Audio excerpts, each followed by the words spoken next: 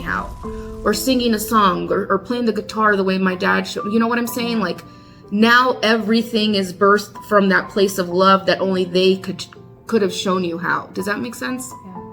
Yeah.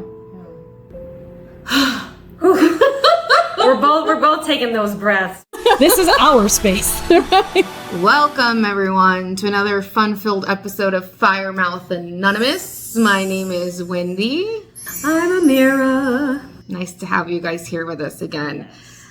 We have decided that today we will be sitting with death. Dun dun dun. Death. Now, yes, are we kind of giggling? Yes. Now, do we take this lightly? In some sense, yes. But the way we're going to approach this is coming from this place of looking at death from the lens of Eastern philosophies, maybe even from like an Indigenous lens, even just something different than what you all may be used to hearing. Because something that Wendy and I have discussed quite a bit is how the majority of us are never prepared for that. And death is seen in such a horrific way. It's something that is made to be seen as so scary, and it should be feared, and there's so much anxiety and angst around it. And she and I just thought, you know what? Why not share our thoughts on sitting with death, what that means for us exactly, and the different versions and variations of what that even means. So, this may be a two-parter. We're gonna see. We're gonna determine that here shortly. But I think a great place to start would just be actually right before we even pressed record. I love, Wendy, that you talked about grieving us, the versions of who we were when we experienced a death, and whether that's the death of a physical person, the death of a job, the death of future possibilities, so many different kinds of losses, the death of a relationship, the death of talents, anything of that nature. Because I think one of the things that isn't spoken about enough is what we experience as far as grieving ourselves. I don't think we're really told, or it hasn't really been shared much about what it means to actually grieve yourself and what that looks like and feels like for each person. So I know for myself, this has been a very heavy topic over this past week. For those of you who may know me, and for those of you who don't, over the last 6 years, 7 years, since 2018, I have had multiple family deaths every year, with the exception of last year, which was 2024. And a conversation I just recently had with my wonderful therapist, my Obi-Wan, my Yoda, as I like to call her, as she just flat out hit me with a whole ass tree as far as saying, I don't think you fully embraced the little girl, those previous versions of yourself, and have really given yourself the chance or the time to grieve those previous versions of you. Not only grieving the people you've lost, or the loss of the opportunities and anything else that comes with that as the byproduct, but have you even had a chance to grieve who you were in those moments when those events occurred? And, my honest answer was hail to the no. I have not, because in our society, culturally speaking, this societal period that we're living in, we're told to go, do, just shove it all down or shove it away, and you'll get to it when you get to it. And that doesn't really happen unless we make the time for it. So Wendy and I thought this would be a wonderful topic to talk about, although it's one that people can shy away from and people can be scared of. And I feel like we're here to almost kind of debunkify, demythify, kind of make it less scary. How is that landing for you, Wendy? Perfectly. Everything you're saying is so much softer than I would have said it. I'm like, oh, you're making this so easy and beautiful. I would be like, look here, bitch. Death is gonna happen, and it's a natural state of being a human being, and whatever. No, I'm just kidding. You said it absolutely amazingly, and and it's landing perfectly. It's Yep, breathe it down. there's a thing about grieving. I feel that is so heavy, even just the word. And it, when you were speaking that word, it was more to me, it was coming through more as like honoring. Ooh, yes, I love that. Not because grieving to me, when I think of the word grieving, it's sadness, it's depression, it's anger, it's all these like really intense, heavy things. And when I think of honoring, it's more of like standing up straight and your head held high and embodying the pain and the sadness and the sorrow in a way that's going to light you up instead of dim your light.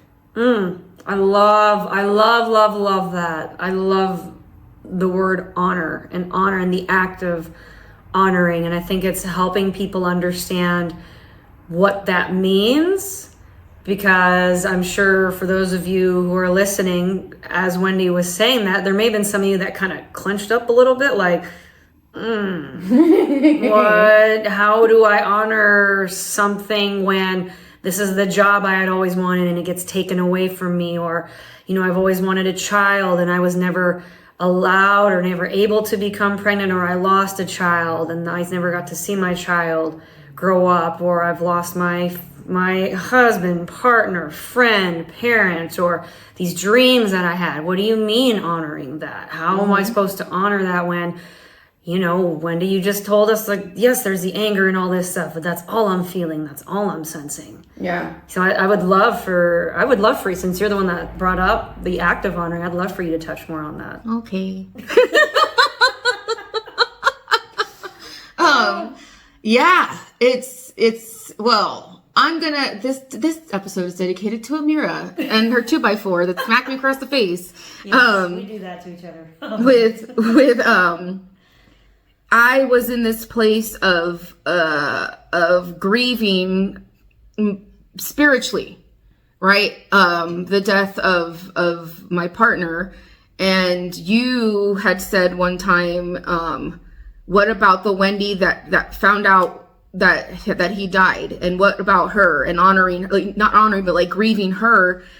And it never like fully clicked in my head. I'm like, oh, I never actually held space for her. And what I mean by honoring is by giving that version of myself the space to fall apart, to be witnessed, to be acknowledged. Like, I always like to tell people, like, be the person you wish was there for you in that moment. So like, it's almost like me going back to that exact moment in time and like giving myself that hug of when the sheriff or the paramedic was telling me that news.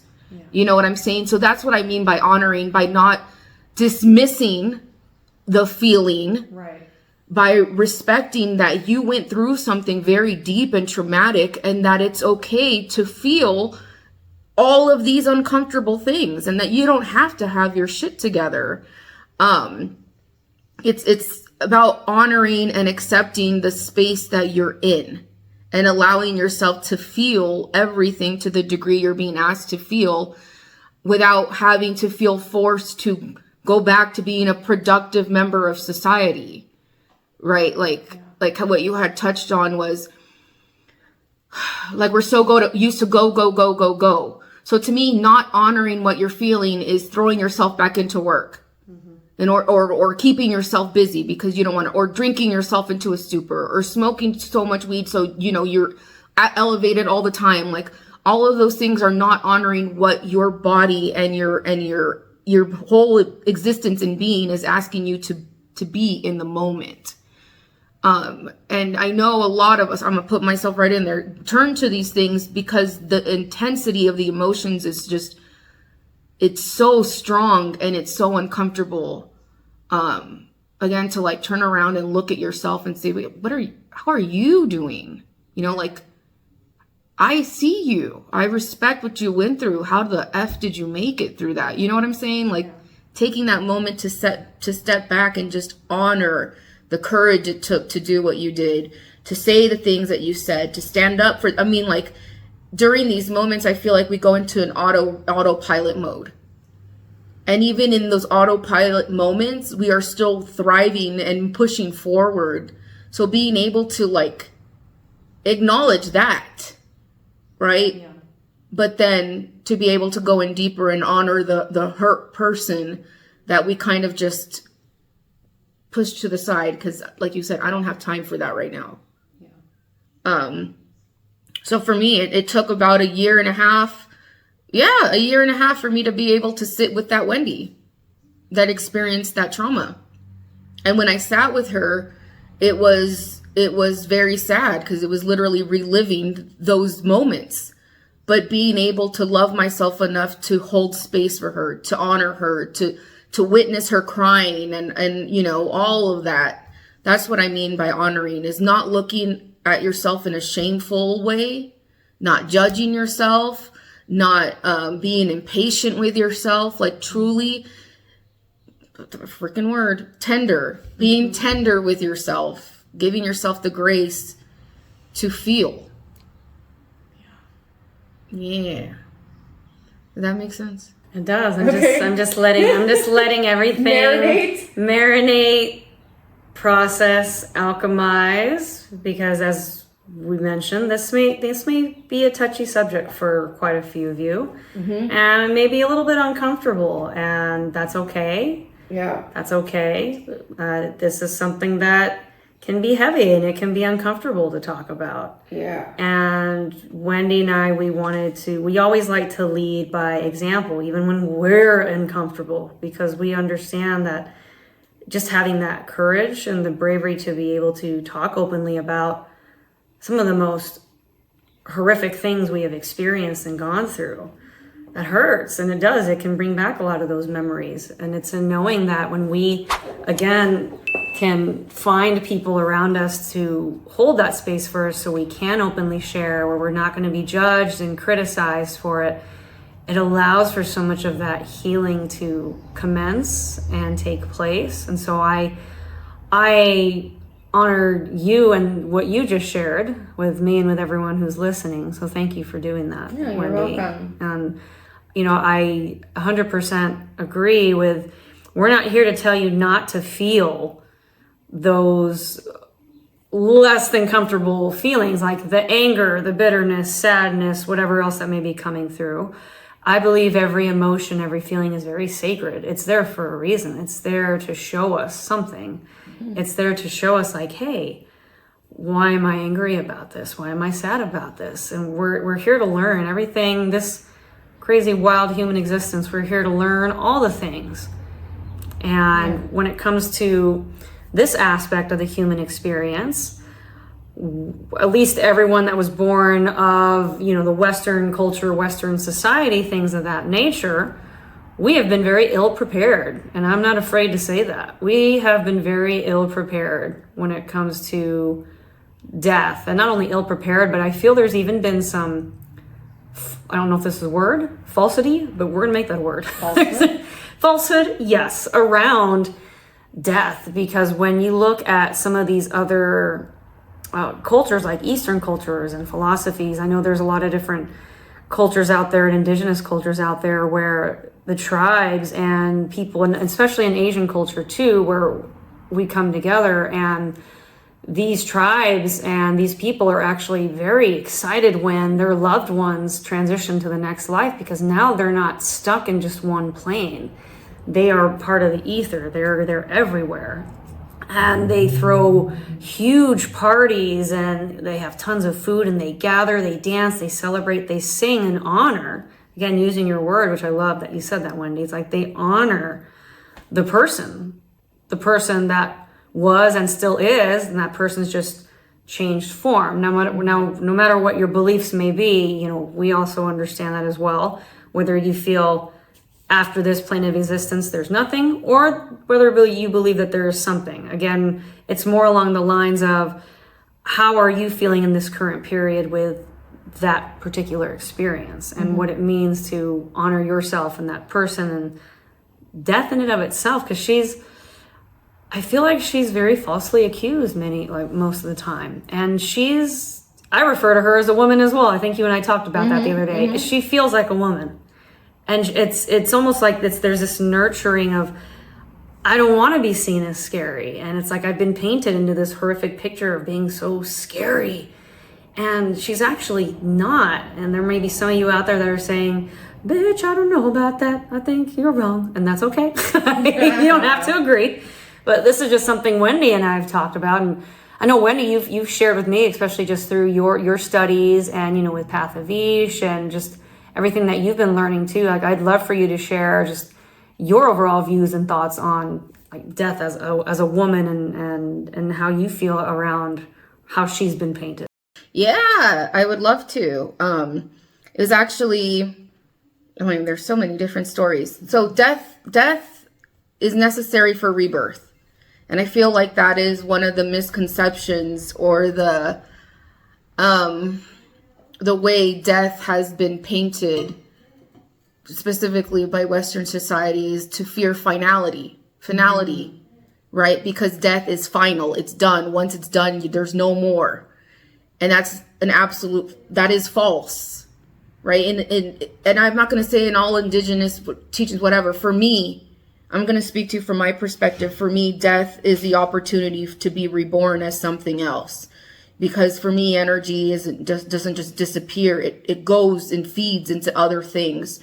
So yes, a baby might have not been born, or a loved one may have passed on, but that doesn't mean that that's it. It's the end. It means that there are now other opportunities of things to be born from the experiences that you had with those people or those things that passed. Does that make sense? Yeah. Like, they have now fertilized your soil, right? You go back to the earth to fertilize, to feed what's coming next.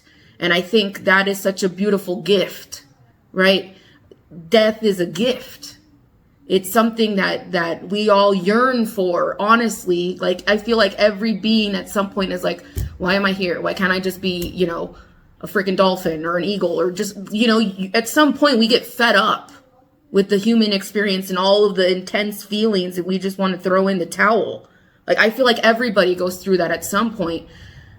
We yearn for that peace. We yearn for that like ability to just melt into everything. And I think that's where death got her, like, what's the word I'm looking for?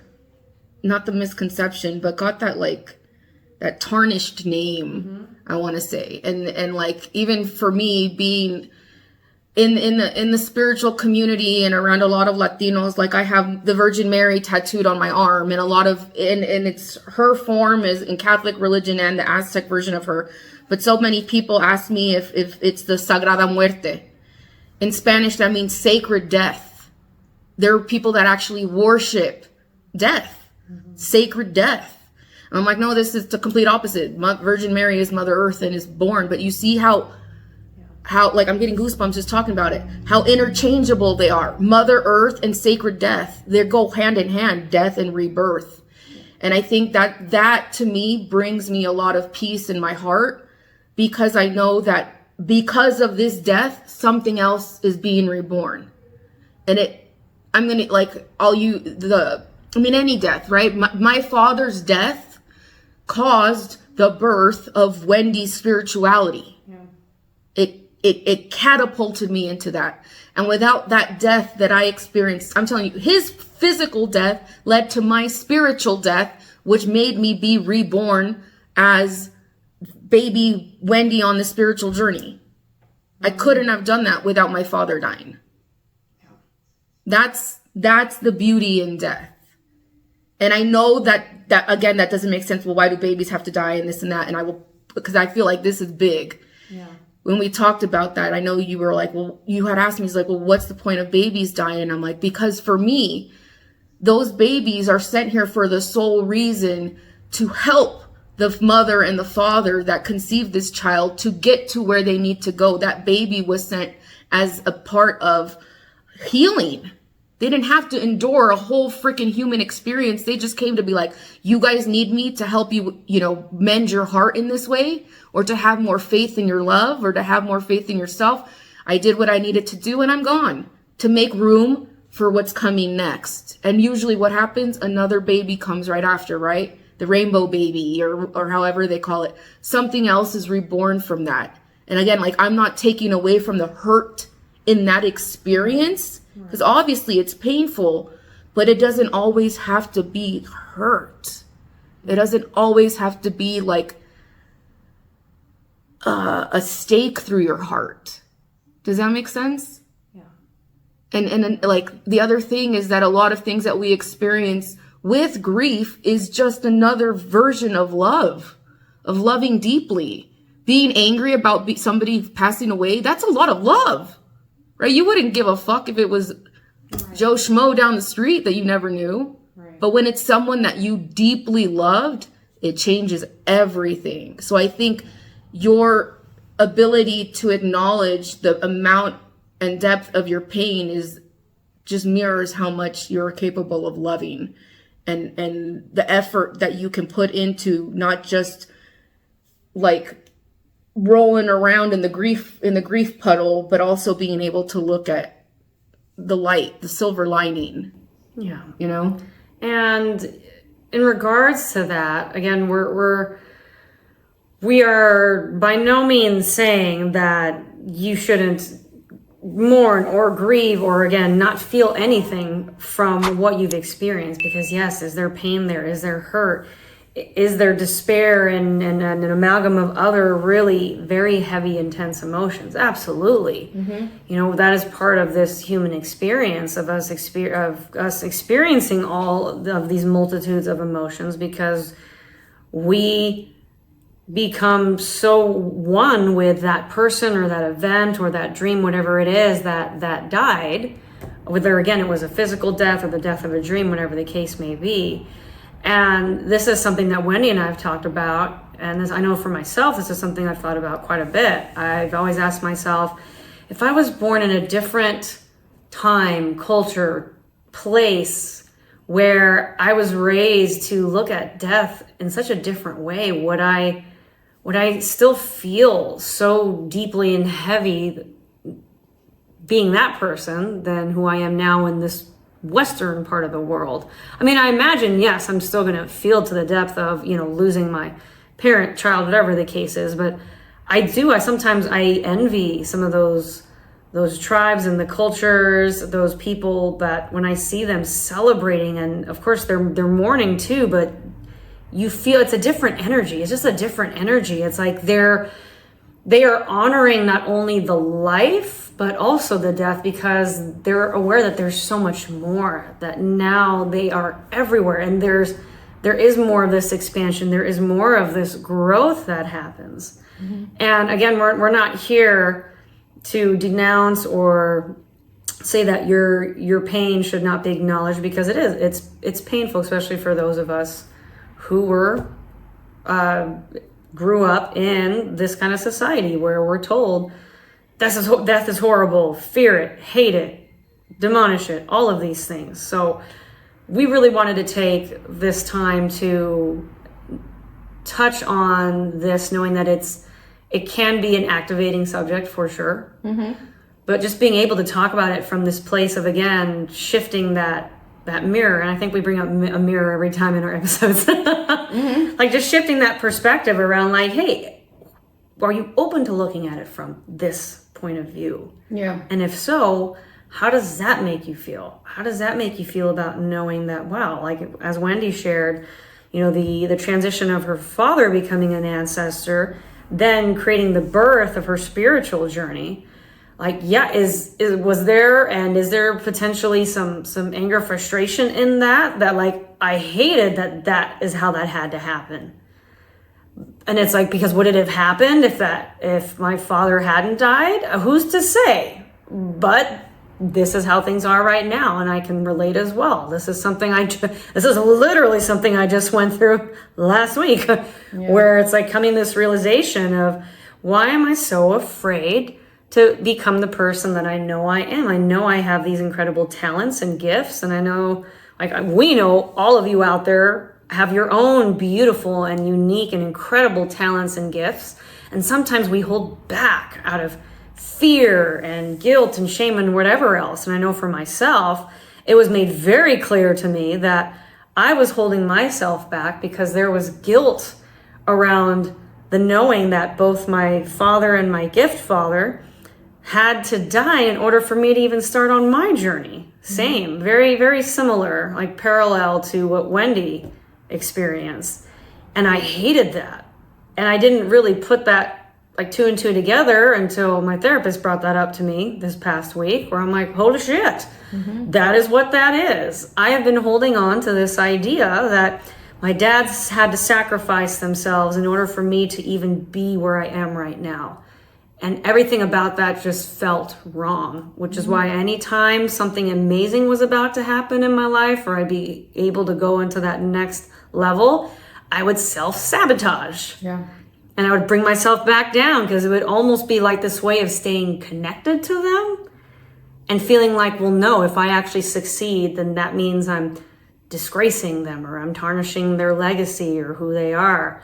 When actually, no, by me not stepping into my full power and me not fully utilizing my gifts and talents, that's the tarnishing. That's where it becomes like, whoa, hold on, that's kind of ass backwards. So coming to that realization and sitting with death and having these conversations with her, it's been very eye-opening. And so Wendy and I just sharing our own personal experiences with you all, we just want this to act as like eye-openers, heart openers, shifts in that. And I know just with what I've shared, I don't know what that may be bringing up for you as well. There's a lot. I mean, it's when you sit back and you kind of look back on your life and realize there's always this, like, I forget what song, Madonna song it is, just like the amount of times I've had to die, right? Like I've died 1,000 times. Every day you die, a certain version of yourself is reborn. You die every day. Versions of you die in different timelines all the time. Like it's something that is part of this human experience. It's part of being on this plane of existence, because it's not just humans, animals, plants, everything is part of a cycle. And we are not disconnected from that.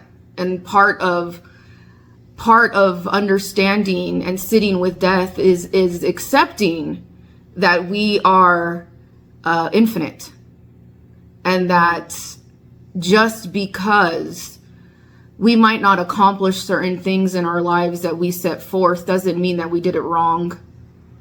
You know what I'm saying?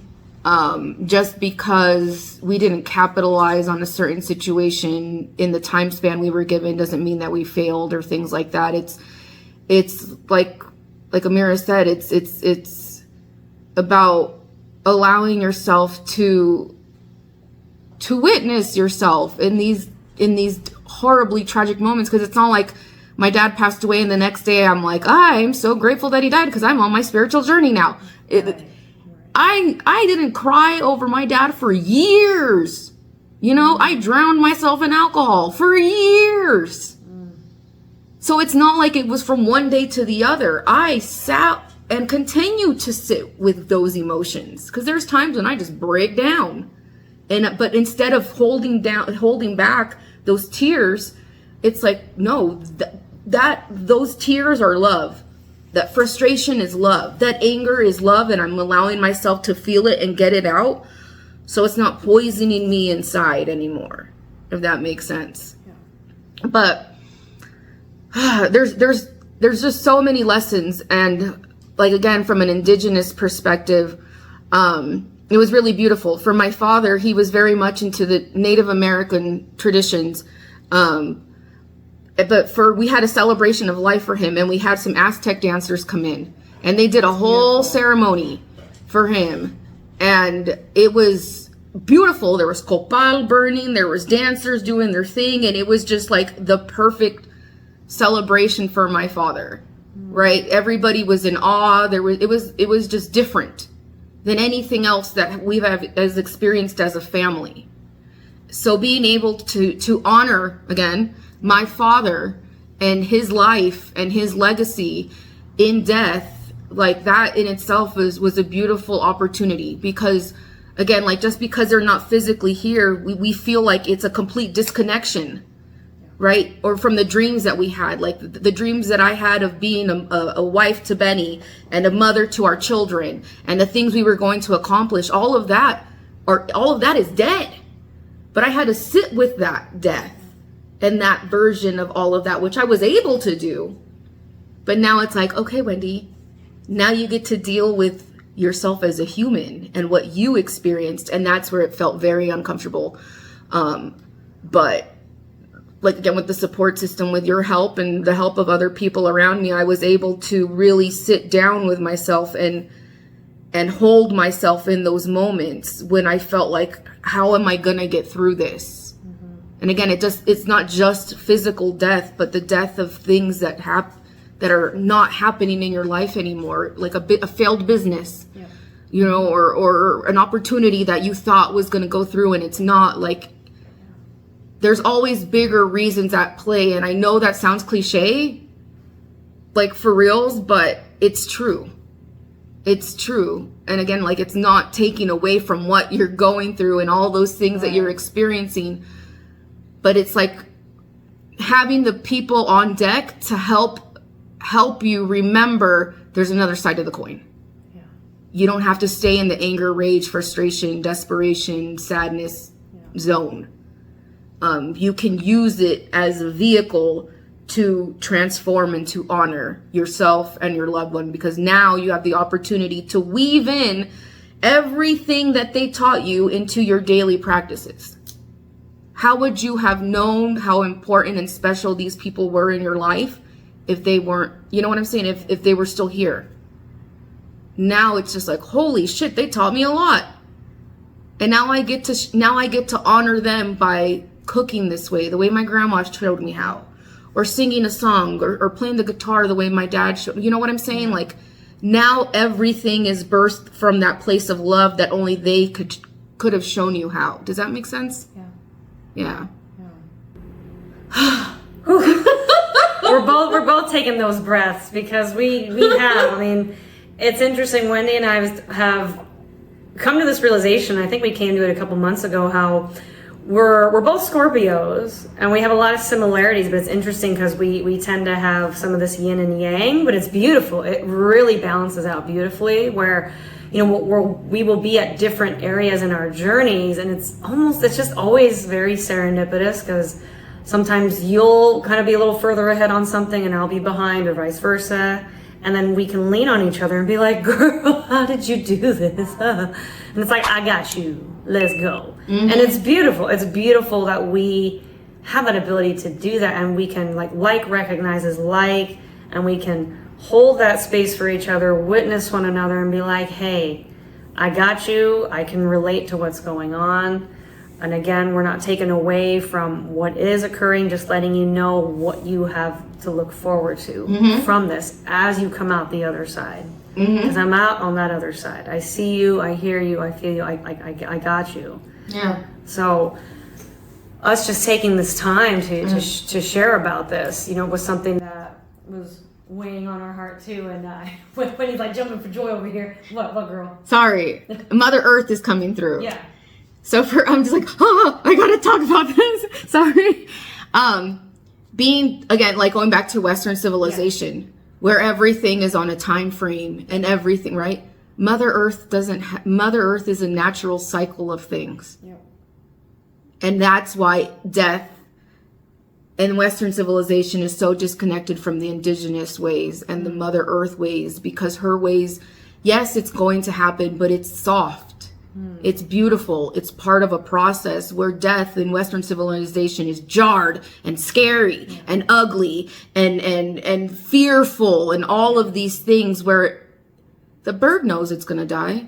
A bird knows it's going to contribute to the next, to the next generation, and its body is going to go back to, you know what I'm saying? Like, it's getting back to a connection of who and what we truly are, which is an extension of nature. And when you start living from that place everything begins to feel like an honor. I get to breathe. I get to walk. I get to see. You know what I'm saying? And then that's when you start embracing the gifts of life that you are only able to acknowledge from death. Yeah.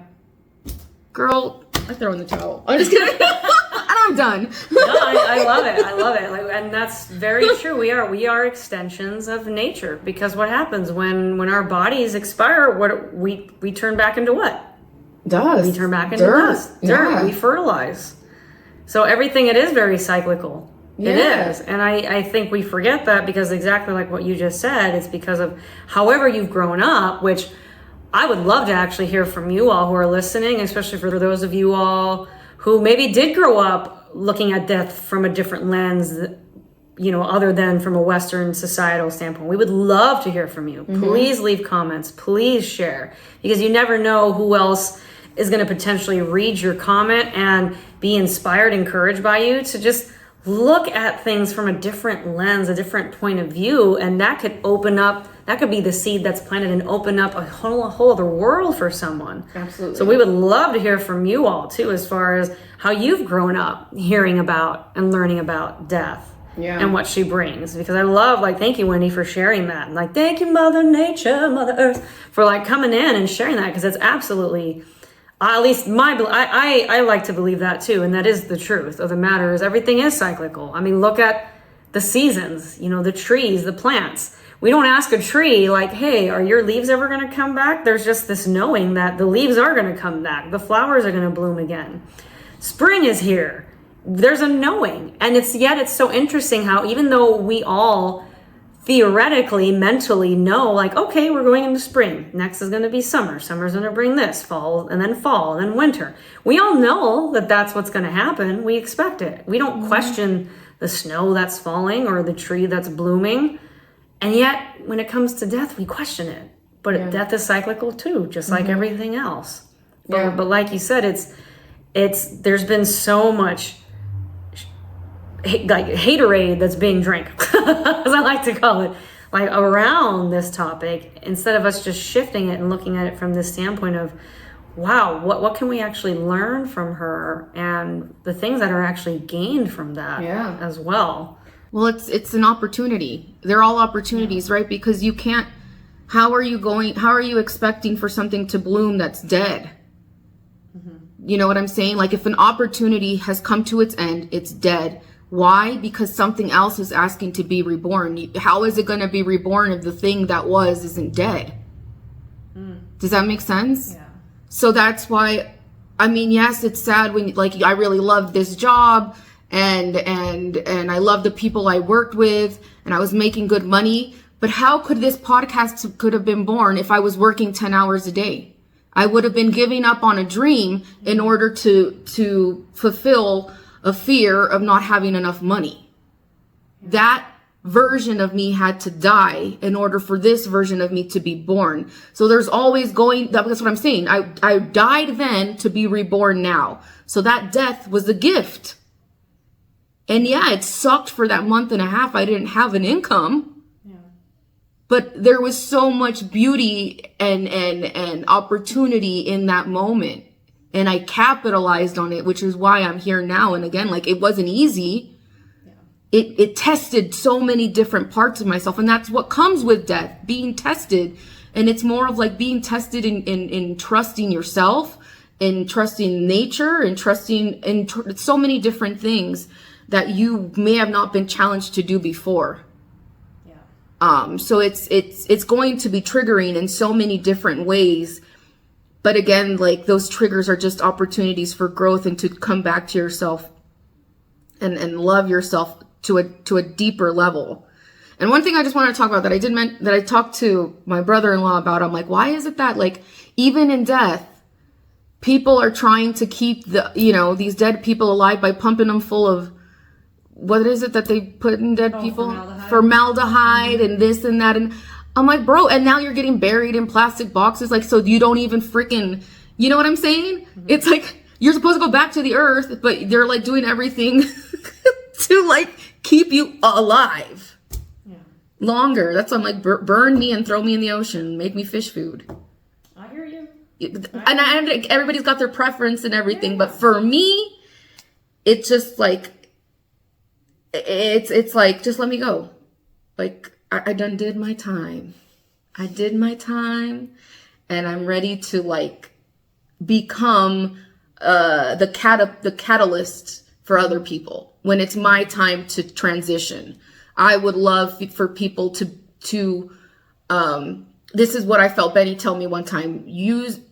What does he say? Use my death as your fire.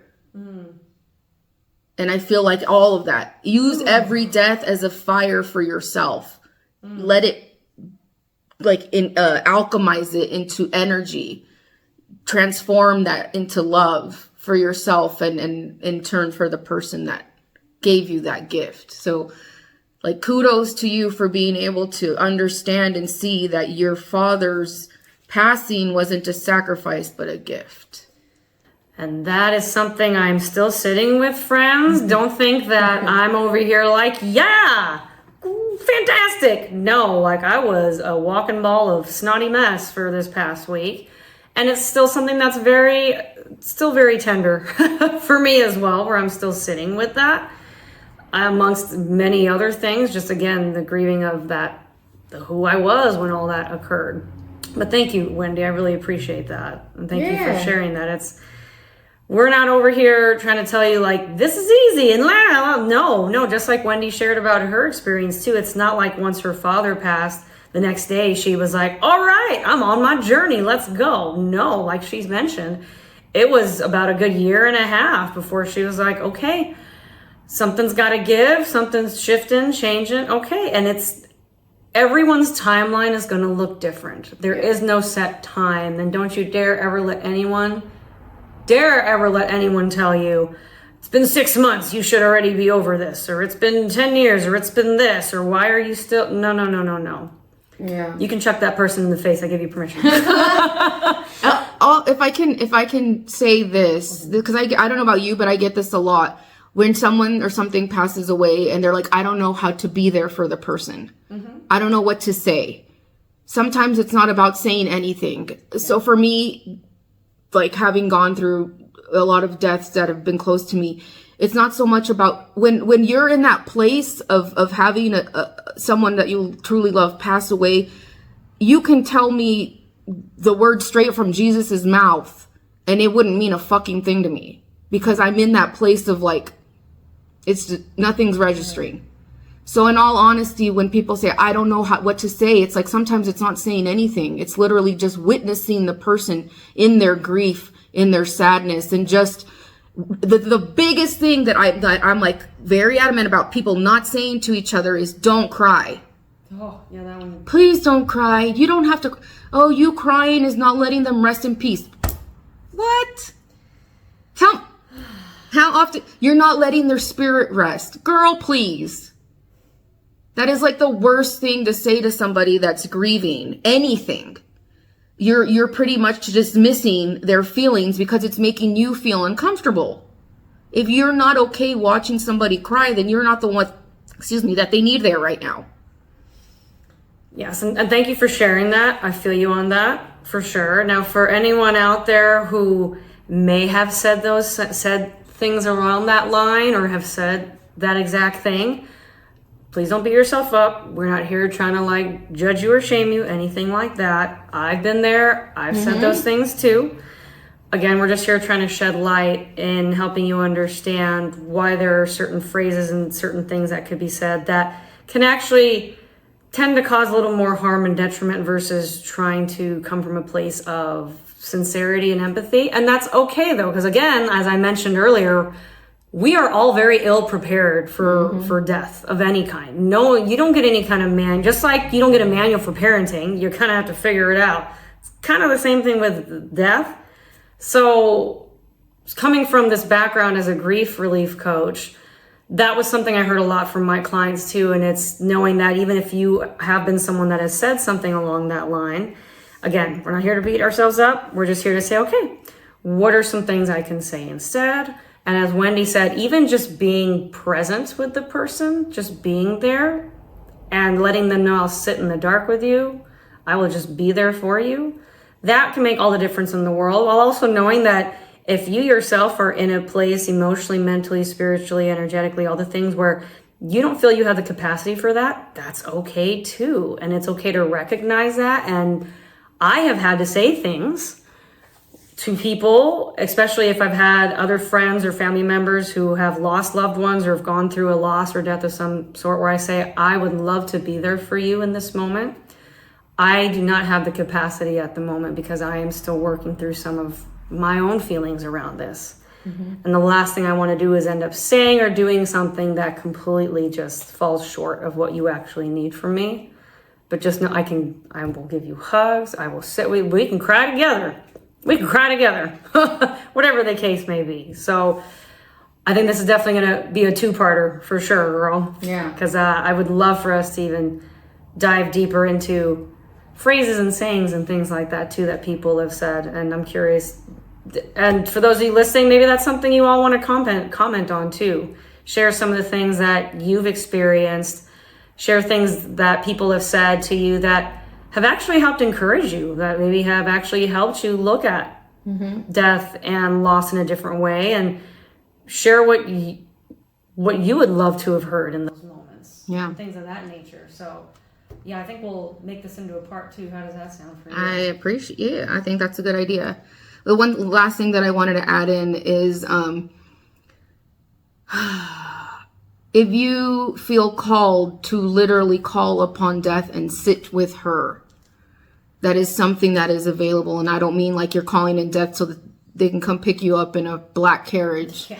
You know what I mean? It's literally asking her, whatever, to sit with you so she can whisper her wisdom to you, which is something I did.